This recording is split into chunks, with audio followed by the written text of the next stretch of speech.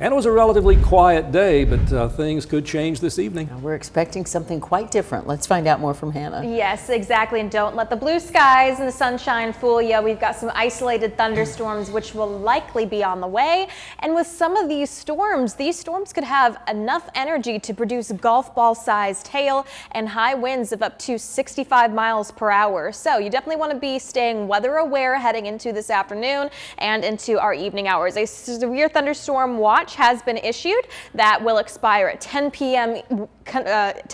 Central Time and 11 p.m. Eastern Time. So the tornado risk is really low, not quite zero. I'll go more into detail about that in a second. Flood risk also really low. These storms likely not going to be as wet and have the issue with flooding as we had last weekend. Here is a look at some of that timing. So we're already starting to see some of those storms beginning to pop out to the west, not necessarily in our viewing area, but out in middle Tennessee, that those are beginning to fire up probably around 5 to 6 p.m. That's when I'm expecting more of those storms to start popping in our area here in the Chattanooga metro, as well as our eastern communities. So Cherokee County, Fannin, Gilmore, all of those places. So let's talk the tornado risk really quick, because I know everyone wants to know what is the tornado risk whenever there's a severe weather day. So we have this 2% risk that is covering our entire viewing area here. And what I want you guys to note is what this means is if I were to throw a dart anywhere in this board and it landed somewhere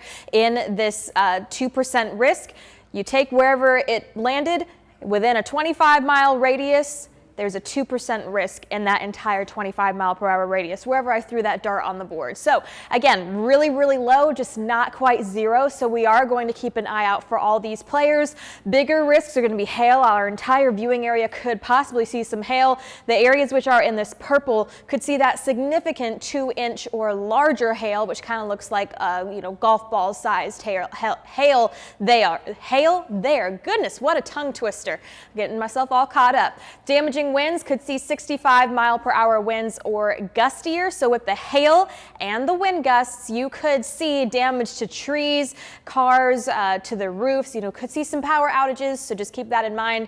Let's take a look at the Futurecast. This is just one of our models showing some of those storms slowly beginning to work their way into our viewing area.